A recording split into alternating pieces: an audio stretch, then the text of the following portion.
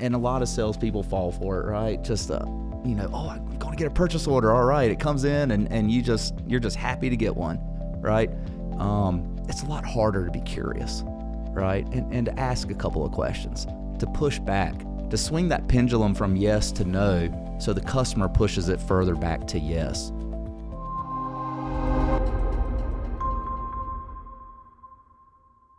Hey everybody, welcome to another Wavetronix Pulse podcast. My name is Todd Hansen. I'm joined by Kaden Baird from Wavetronix Marketing.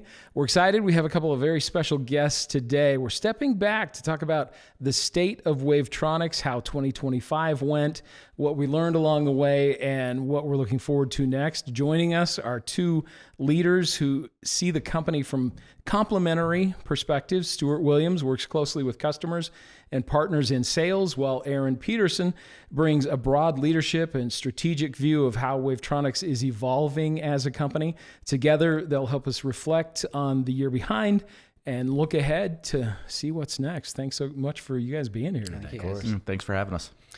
So we're excited to have you guys here. We know you, Stewart. We're up since, what did you say, 2:30 in the morning this morning? Took a flight out here just to be with us, right? Just for us. Just for you guys, yes.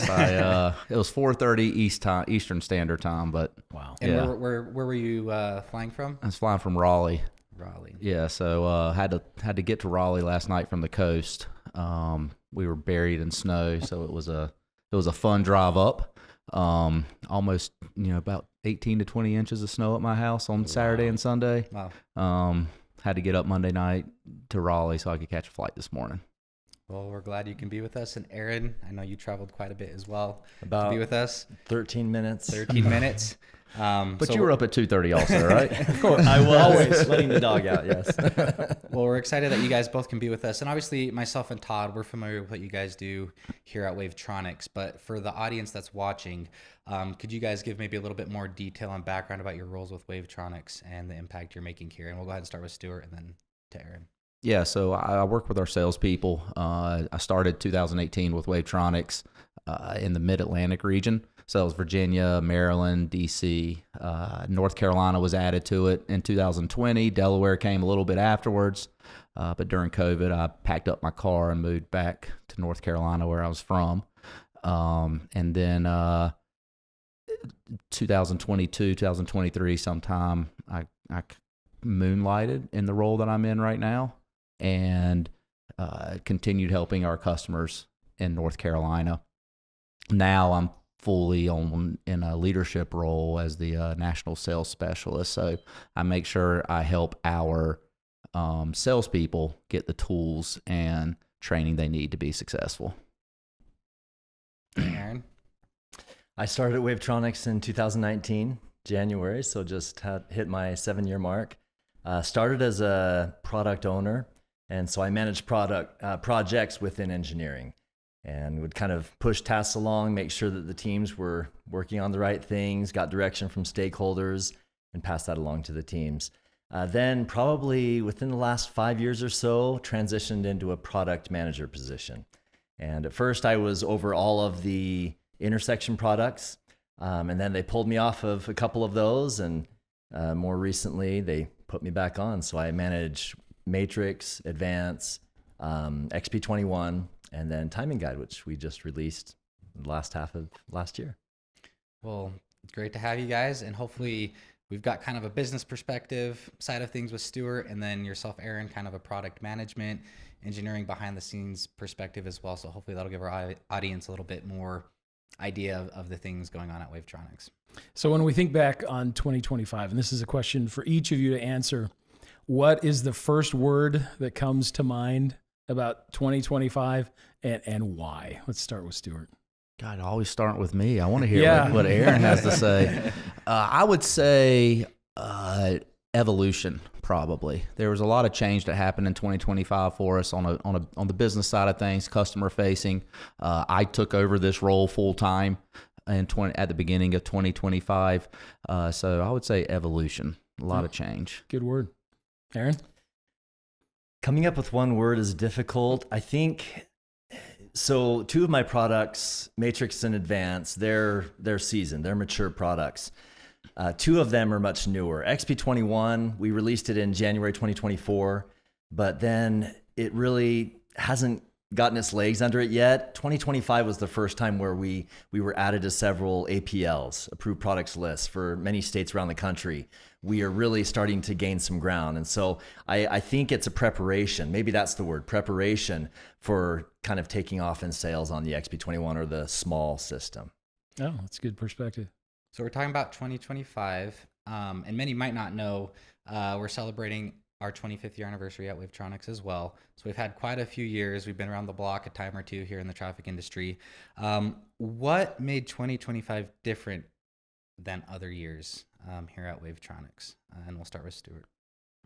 So the XP21 is a big difference for us. Aaron gave us a great product that is a single device, sits at the intersection, and can see multiple approaches with multiple lanes.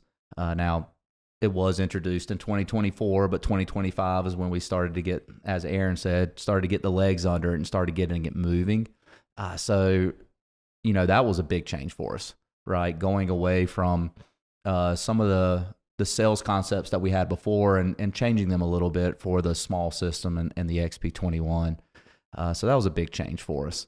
And then 2024 also brought the introduction of the ARC6 and the discontinuation of the 6.5 of the Click 656, which was a big change for us also. And 2025 kind of, as I said, the evolution was really kind of completing that change from the Click 656 to the ARC6, which was big for us, moving through 2025 and into 2026 and on to the future, is having that platform that we're now working off of.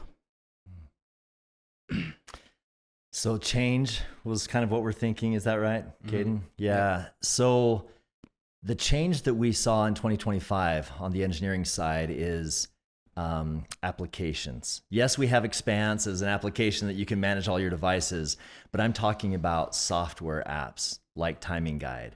And we're hoping that this could be the first of others, and Timing Guide just for the small system allows us to track our counts, allows us to track split failures, take all of that data. And you know what Timing Guide is, but as far as change goes, that's a huge change for us to be able to suddenly offer to our customers a software application that can help them, assist them with their traffic management.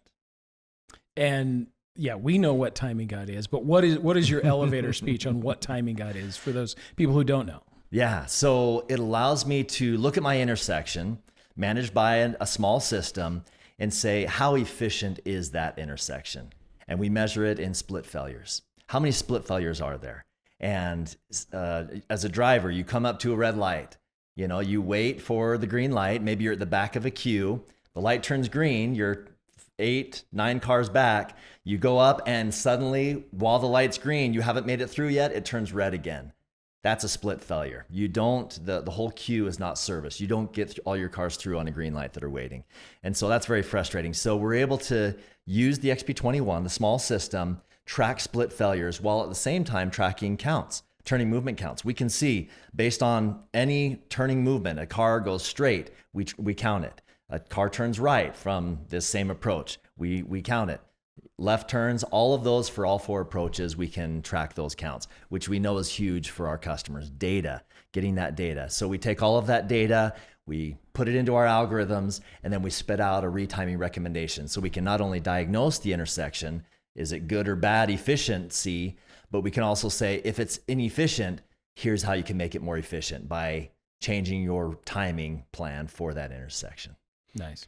And as we look at Timing Guide, the small system, which includes the XP21 sensor, and kind of the bigger scope of why that's such a positive impact in the traffic industry, I wonder, Stewart, if you could maybe expound a little bit more about the impact you've seen. Why is it important, not only for our customers, for the common public? I know back in your old stomping grounds, you mentioned back in our Mid-Atlantic territory, we had a cool use case when the Key Bridge collapsed not too long ago over in Baltimore, and we implemented the small system, and it helped the agencies out there. But I don't know if there's that experience or maybe others you can think of why that's making such an impact out there for the driving public.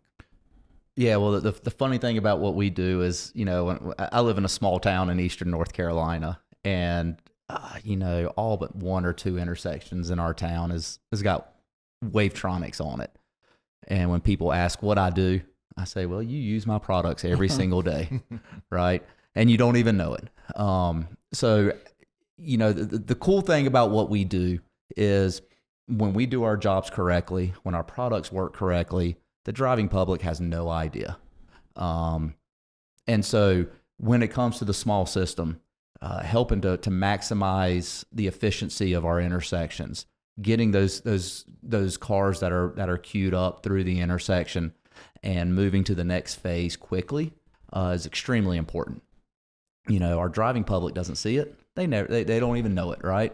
But they know that, like, right when that car pulls out, that the light goes green for them and they can go. It brings me back, you're talking about my old stomping grounds in Maryland when we were doing trying to get the matrix on the QPL. They had another detection system at this intersection, and we saw it skip phases a number of times, right? As we were setting up the matrix at this intersection. And once we got the matrix up, it did something that I like to call spinning. It just started to spin, right? It would service the main line. It would service the turn lanes. It would service the side streets. It would come back to the main line. And there was no wait in between, right? And that's what we like to see. And when that happens, the driving public never knows, right? They don't ever see it. Or they see it, they don't ever notice it. And so that's, so when it comes to them, what makes me happy is when they don't know what we're doing, right? And it's working just how they expect it to work, and nothing changes, and they're happy. One of my friends says that his son likes to cuss me sometimes when they sit at a light too long, and I'm like, well, which light is it? Well, that's one of the two in town we don't actually have, So yeah, that's what's really cool about what we do is we when we do our jobs right, the driving public doesn't know. From being out in the field, Stewart, what was the buzz last year? What were customers talking about? Was it the small system XP21? It's a great question. In my new role, I'm not quite as customer facing and so I don't get the buzz directly as much. But the buzz, a lot of it is the Expanse system is getting the new platform out there in front of our customers and having them experience it.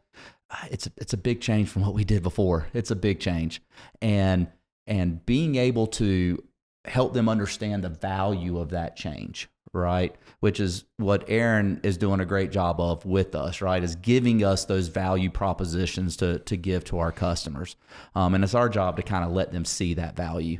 And so, if there's buzz out there, which there is obviously, but the buzz that is out there is really running on the Expanse system, and then what comes along with that. So that is the apps that Aaron talks about, right? We get a lot of those questions. Well, what's next? What's next? Well, Timing Guide is next, right? The small system is next. What's after that? And these are things that we don't know yet, but hopefully what's next are more value propositions that we can bring to our customers. I'm curious to get your feedback, Aaron. I know we had the opportunity to travel out east a couple times last year and meet with customers on the small system, the XP21, the launching of Timing Guide. And having been in that process since the beginning stages of those traffic solutions and then meeting with customers and getting their feedback, what was the impact or what was the biggest thing that stood out to you with those experiences we had out there? I think the need, one thought that we had was this might open up a market that we aren't tapping into right now. One of those is those who are very price sensitive. They're all loops or all camera, and you ask them why, because it's the cheapest option available. You guys are too expensive. Well, suddenly we're offering them something that is in that price range. They said, oh my gosh, I can install an XP21. I can install a small system for almost the same price as camera, and maybe even starting to compete with loops. So that was kind of a really interesting thing. We would mention the price. You would have your conversation, Kaden, tell them all about the small system. I would add a few words, and then they would say, okay, how much is it? And we'd tell them the price, and they're like, seriously? Yes, I want to install one of these. Let's do this. And they were smaller towns who don't have those big budgets that the DOTs have. And so just excitement about, hey, I can actually start to use radar. I can start to use Wavetronix. Aaron, what do you think were some of the tougher moments from 2025 and maybe what we learned from them? Oh, some of the tougher moments, we had, my mind first goes to bugs. And so Todd, which you have with any new product. That's right. Any new product you have bugs. It's an evolution, like Stewart talked about. Yep. Stewart mentioned the ARC6. And so, we always, with a newer product, you have little issues that come up. And so, some of these bugs come up and they just, in engineering, we're sorry to hear when the customer has a bug and we're like, man, how did we let this out the door? How did this happen? But then you just start working on it and then you solve a bug. It was really satisfying to hear trade winds give us feedback. Yeah, 25.1, that's a version of firmware and stuff of our products. 25.1, there were some serious issues. And then we installed 25.2, and a lot of those issues all but went away. And so that was some feedback that we heard from our technical people on the trade wind side. So those were some of the neat things. But yeah, seeing those bugs solved, I think, was very satisfying. I'm curious, you guys are both in different departments here at Wavetronix.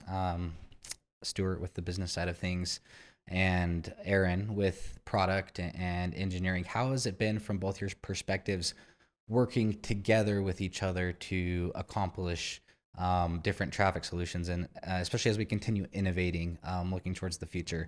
How has that been from your perspective, working with each other to come to these solutions? And we'll start with Stewart.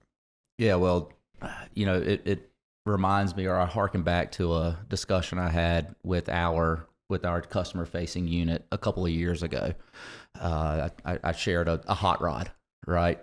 And talked about how the hot rod is Wavetronix, and zoomed in on the front portion of the hot rod, right? And there's an engine there, right? And that engine is who we are, right? Product, trade winds, the customer facing side, and then manufacturing, right? We're the engine behind Wavetronix. But in this hot rod, you had that part of the engine that was like popping up above the hood, right? And I said, that's us. That's Wavetronix. That's trade winds. That's the customer facing part, right? Nobody sees what's happening under the hood, right? There's a lot of things happening down there, right? But everybody sees that little part that's popped up above it, right? And that's who we are. So when it comes to these guys, I mean, it's awesome. Like Aaron and I've built a really good friendship over the past couple of years working with XP21. One of the first alpha customers we had, or beta customers, we had with XP21 was North Carolina. And we went out to this extremely rural intersection in a little community called Spivey's Corner, right? Look it up. Spivey's Corner is where the hollering contest happens. Nice. So go look it up. And David Letterman used to have the hollering contest champion on every year back in the 90s. So you can go find it. It's pretty funny. But anyways, in Spivey's Corner is this little small intersection, right? One light. It goes red when nobody's at the intersection, right? So your detection has to work really well. And they chose that to test the XP21 at. And we put that thing up there and it worked really well until it didn't. And what we found out is that when there's a hurricane coming in and engineering wants to see how the sensor's working during a hurricane, they probably shouldn't use the engineering software back to back on the unit. And it caused it to fail, which had my customer out in the rain yelling at me about it. I still feel bad about that one. But we learn, we laugh. That XP21 is up and running still. But what was really cool about it is Aaron, I think it was the first time the XP21 left the state of Utah, right? It is. And he learned so much. I remember him getting out there and we had wooden poles at this intersection. He's like, oh, we haven't were really thought tilted. about this. Yeah. Wooden poles aren't straight. And so he's like, oh, well, these are changes we have to make to the XP21. We left there and went to a town in the Triangle and used it at another location in a more suburban neighborhood, right? And we figured a lot of things out there, right? That just because there's a stop bar on the road doesn't mean that's where the cars stop, right? These cars were pulling 20 feet past the stop bar. Yeah. Wow. The stop bar was set really far back from the intersection so they could get a crosswalk in. So what was really cool is being able to take Aaron out to these places and showing him what our customers are dealing with, and having him bring that back and making sure our products fit not only what we envision the product should be, but what our customers really want it to be as well. And I'll just comment, we made some key changes to the XP21 based on North Carolina. So very helpful beta testing. And like Stewart said, it was helpful to get in front of the customer, see what they're experiencing. Mm-hmm. How would you guys say Wavetronix's ability is when there's bugs or feedback from our customers to kind of maybe pivot in and adjust and be flexible to really provide value for what these agencies and customers are really looking for in solving their traffic solutions? Well, I think in the end, it's about what the customer needs. Maybe I'll just share a quick story, Kaden, about XP21 specifically. So when we were developing XP21, initially we wanted it to just be a counting sensor. And so we made it so it was that, a counting sensor. Well, when we took that to the TradeWinds management, the customer-facing, the leadership of our customer-facing unit, they said, Aaron, we can't sell that. Like, we're not gonna be able to sell that. And if we do, guess what? They're just gonna, take it from one intersection and buy one and just install it on several, meaning take it from here, take it to the next, do our counts, take it to the next. So it's not gonna be that helpful to our customers and their traffic needs. They said, if you can make it a stop bar detector, that will be much more helpful. And we said, well, we don't want to compete with Matrix, obviously. So how do we make this work? Well, this is something that is a limited, smaller intersection, hence the small system acronym. It's a small system for smaller intersections. They're not going to have all the options that Matrix has. And so if they want the more options, they still are welcome to purchase Matrix. But this is a simpler solution, a solution for smaller intersections only. And you're going to get both. You're going to get first the stop bar detection. So we pivoted to what the customer needed. This market, TradeWinds management says, is so much bigger than what you can imagine, much bigger even than the current Matrix market. And so let's create a stop bar detector for that, and then we can add on the counts after, which of course we did with Timing Guide. So many moving pieces, and none of this works without great collaboration. Correct. If That's we right. hadn't had that feedback from TradeWinds, we wouldn't have known. We would have released what we thought the customer needed. And in the end, it wouldn't have been that helpful. And just to remind our viewers at home too, TradeWinds in the Wavetronix world of things is referring to kind of our business unit that Stewart works within. Yeah. I'm curious.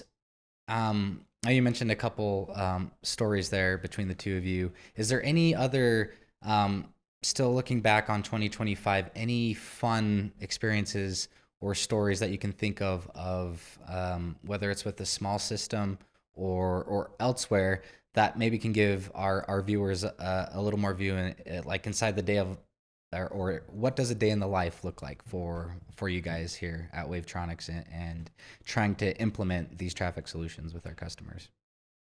Yeah, so was it last year? Anyway, I think in March of last year, we had ITS Carolina's trade show, and we were sharing the XP21. And a customer who I've been working with, saw it, showed a little bit of interest, but not a whole lot. And then a few weeks later, I get a phone call from him, and he goes, "Hey, I want one of those. How much does it cost?" And I said, "Oh, wait. Let's step back a second. What are you looking for? What do you, where do you want to put it?" And he said, "Oh, yeah, I guess that would be helpful, right?" Because I explained to him that it's for smaller intersections. We got to make sure it fits.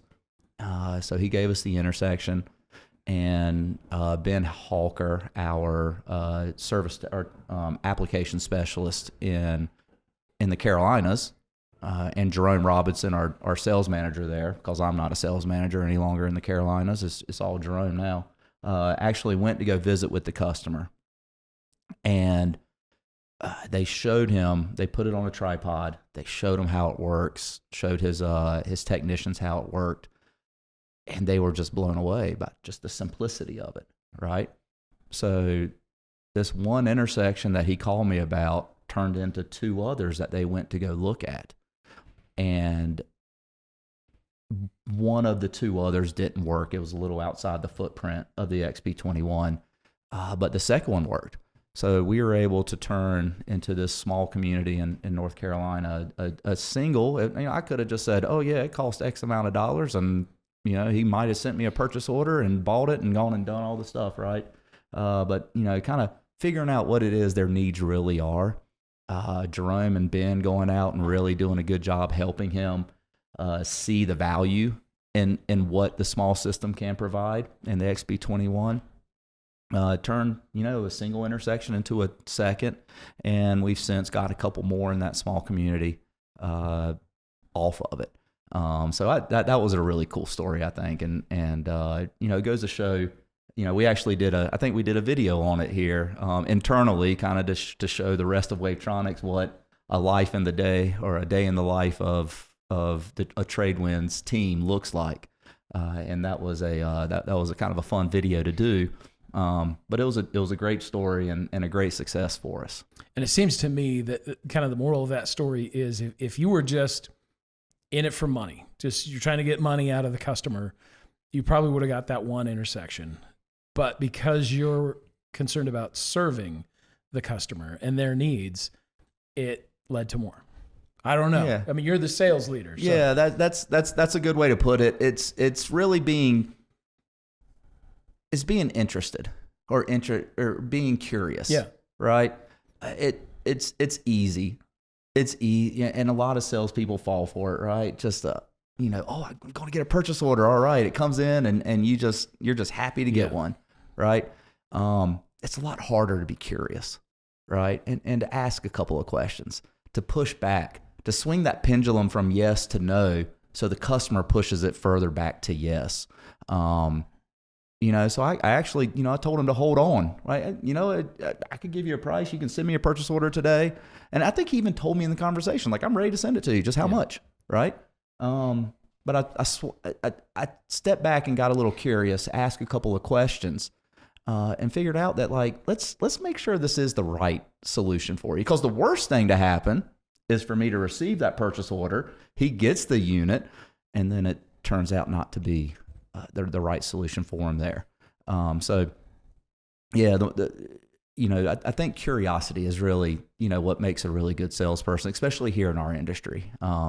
That's a key component of it. Nice.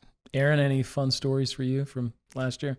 Well, one, you're familiar with Todd because you went out to this Farmington? customer. Yes, Farmington, New Mexico. That really stood out because, we had been developing timing guide for some time. And we had in our minds kind of how we thought it could help the customer. Well, you have one of our customers, Aaron Tinker, and he doubles as a technician and kind of is helping, the traffic engineer with his job of retiming intersections. And I remember the day very distinctly where we were kind of showing him things, and we had been on several calls with Aaron, and then Aaron just said something. He's like, Aaron, Peterson, this is exactly what I need. Because Demetrius has been asking me, the traffic engineer has been asking me for help on retiming intersections. And he doesn't have the time because he's so involved in so many other things. But this is exactly what I need because this gives me the recommendations. And look how I can see it so easily and all this stuff.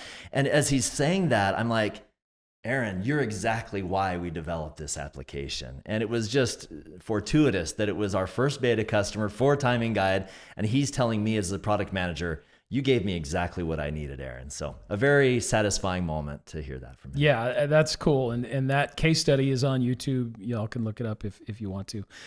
What stood out to me is as how much they loved you and how much you helped them, and that we got to play ping pong with them. So it was a lot of fun. Wait, I want to hear about the ping pong story. What is this? I wasn't there. They have ping pong tournaments there after hours, and we get to join in and play some ping pong. It was a lot of fun. Did you show your Forrest Gump skills? Is that what it is? You know, our photographer Stephen Bills is the reigning champion around here, so you know he's much better than me.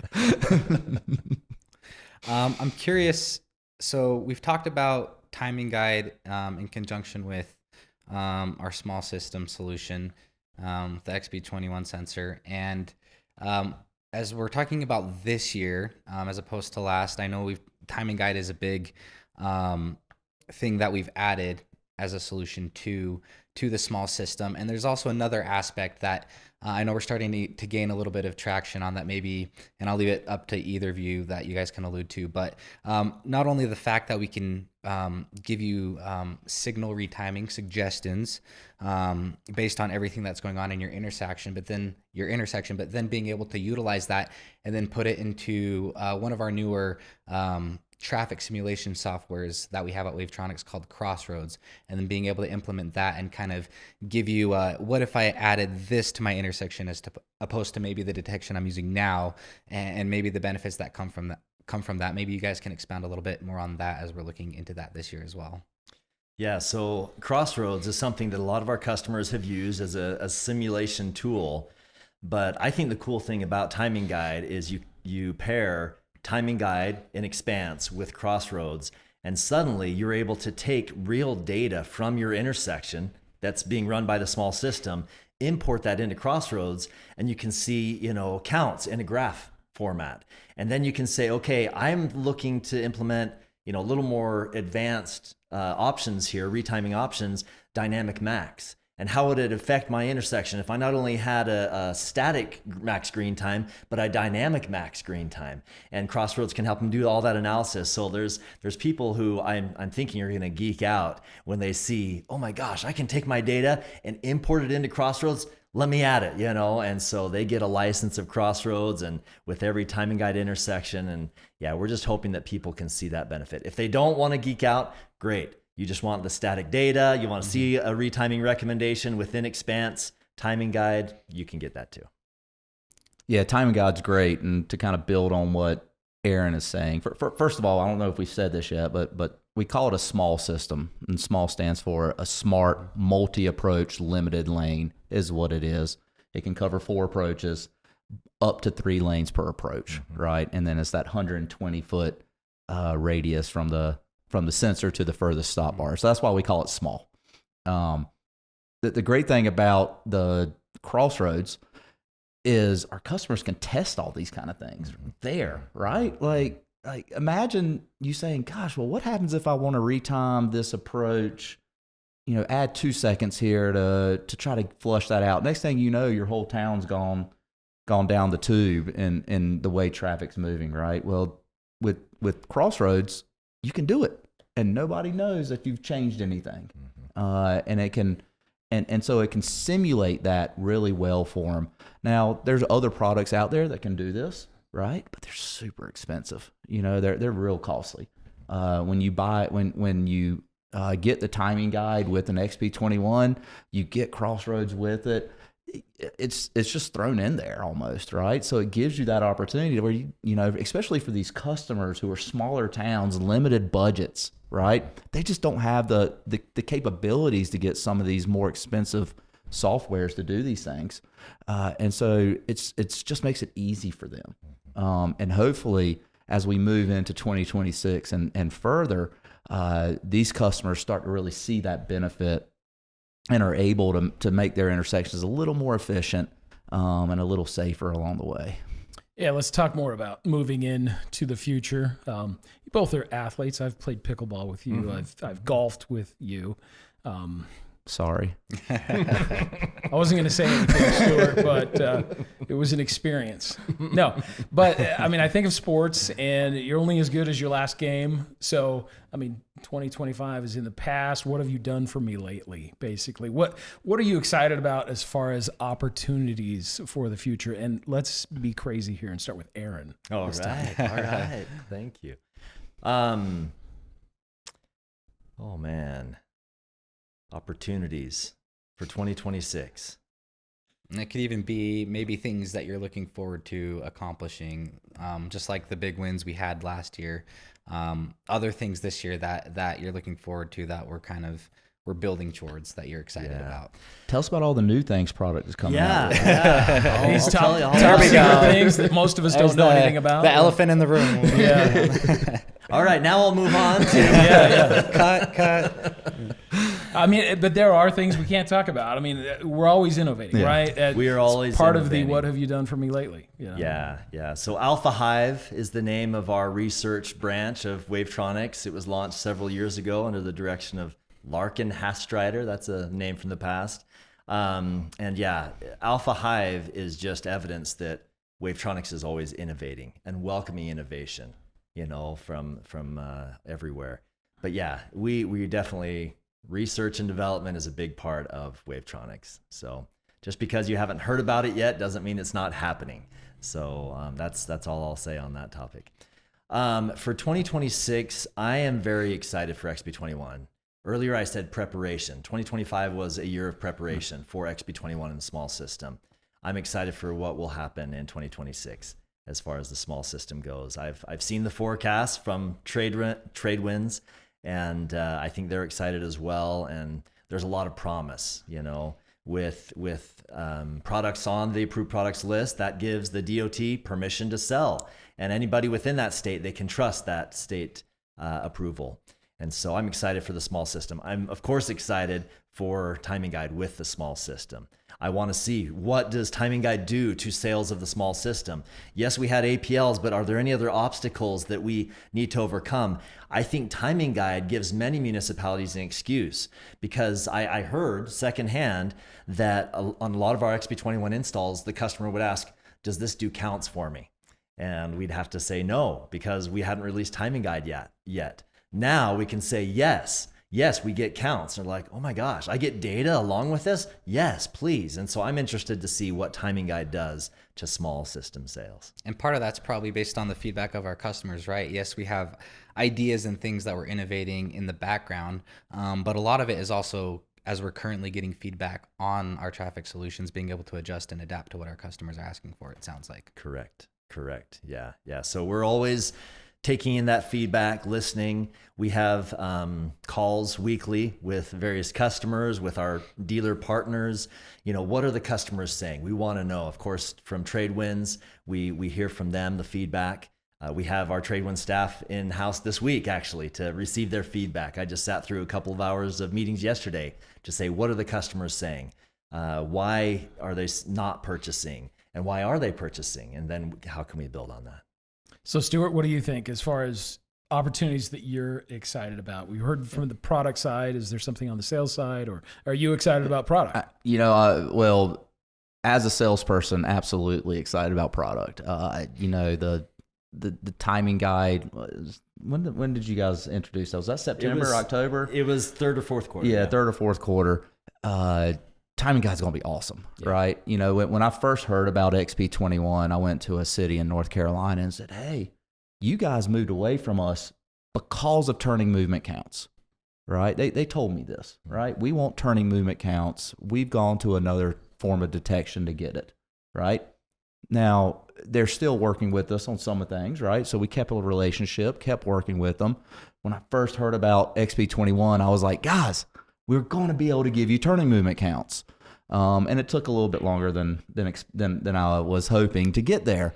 But we're here, right? So towns like that where, you know, they move away for whatever reason, we'll be able to bring it to them and give them what they're looking for.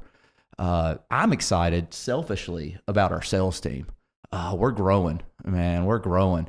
And it's scary. It is super scary. But it's also so exciting because our as we get more people out there who are preaching the word of Wavetronix, it's a great product. We're a great organization. We're one of the few in our industry who not only have never been bought, but the way that we're set up, we're never going to be bought, right? So it gives us the opportunity to really focus on our customers, right? There are no shareholders to worry about. We're able to focus on our customers, and as we build our sales force, and as we're able to get out there and talk more about not only products that Wavetronix has, but who Wavetronix is as a company, and how that benefits our customers. We're never going to sell them out, right? We're always going to be there with them. And so as we bring more salespeople on, as we bring more customer-facing people on, and TradeWinds is doing that this year, it's exciting. Makes my job really hard because it's my job to make sure they're trained and they have the tools they need to be successful.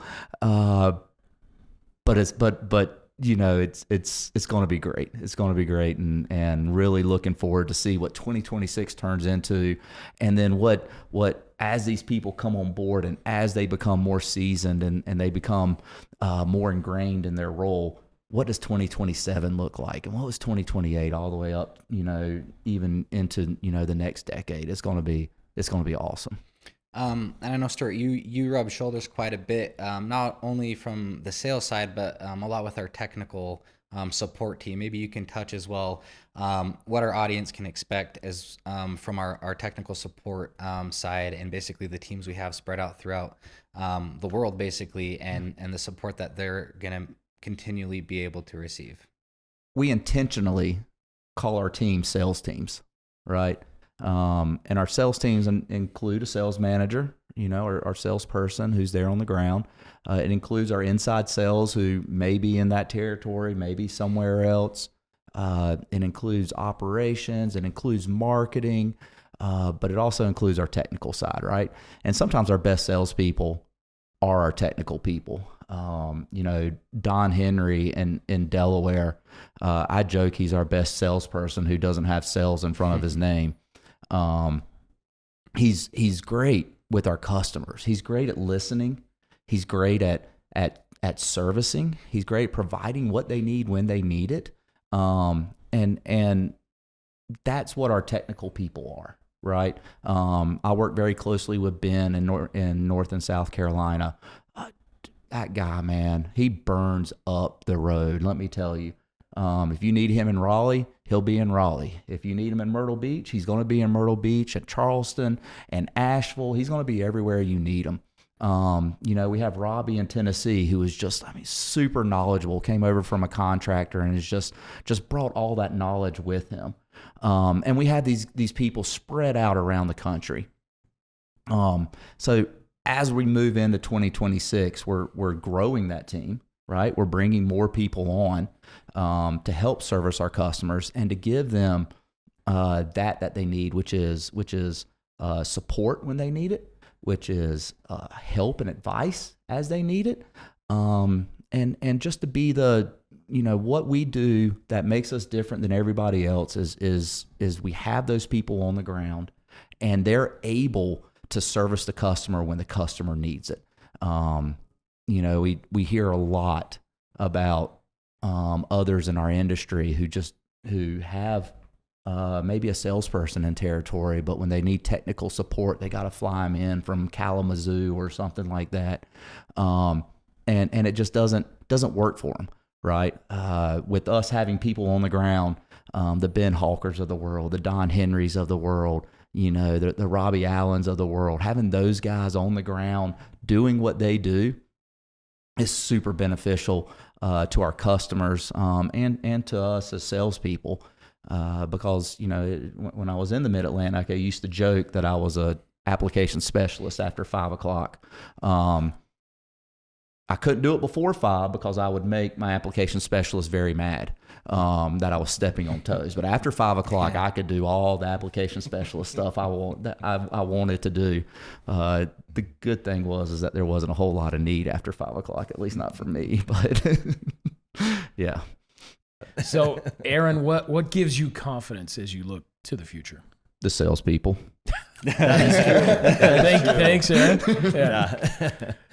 No, I think just the other day, David, afterwards, somebody who knows David Arnold very well, David spoke at our company meeting, our staff meeting, and somebody who knows him extremely well told another coworker that was one of his best speeches. Like, he just was very moved by it, as was I. And David's topic, he spoke on several things, but his main topic was people. And so I think Stewart's right. Like, our people are the reason I have confidence in the future. Our engineers, who I work with every single day, I just had meetings this morning with them. They give me confidence in the future of Wavetronix. The Tradewin staff, the people and their ability to sell and support the products that we make in engineering. That's why I have confidence in the future. So my short answer to that, Todd, is the people are what give me confidence in the future. Yeah, that's a great answer, and it kind of drills down to another question: the culture of Wavetronix. How would you describe the current culture of Wavetronix? Unique. Yeah. Mm-hmm. Yeah, it's it's funny. We just I just interviewed a young man from UVU who may be joining us as an intern, as a sales intern here at Wavetronix. And whenever I interview people, we bring everybody out to our headquarters. If you live in Florida and you're going to join our Florida team, you're coming to Utah during the interview process.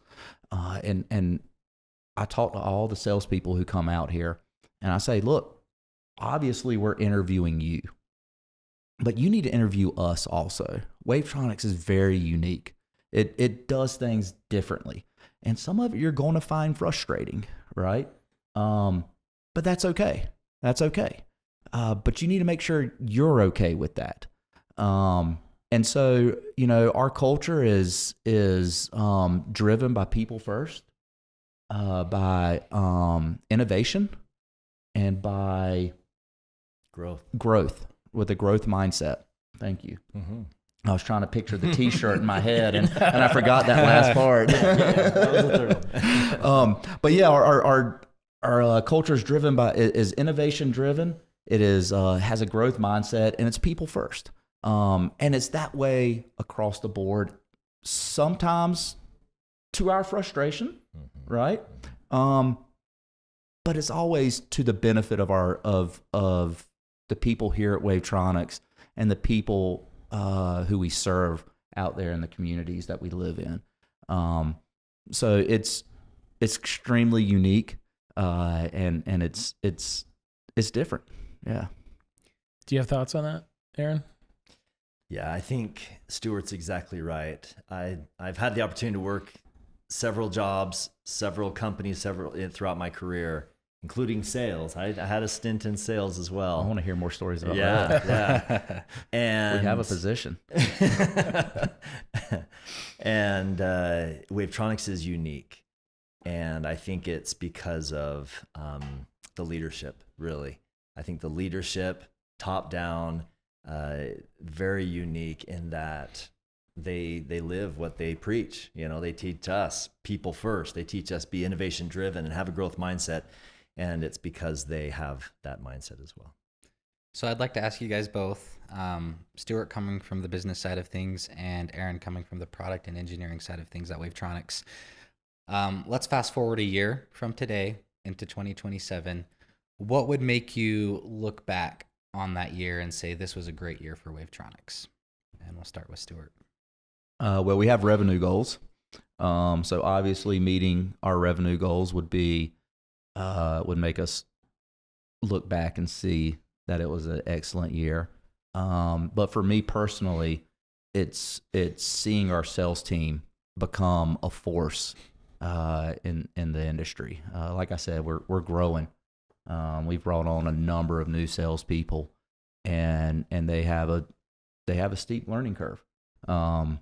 And if we can get them up to speed, get them ready to get out there in the field, get them helping our customers, prophetizing about Wavetronix, and being a source for good out there in our communities, that would make a great year for us.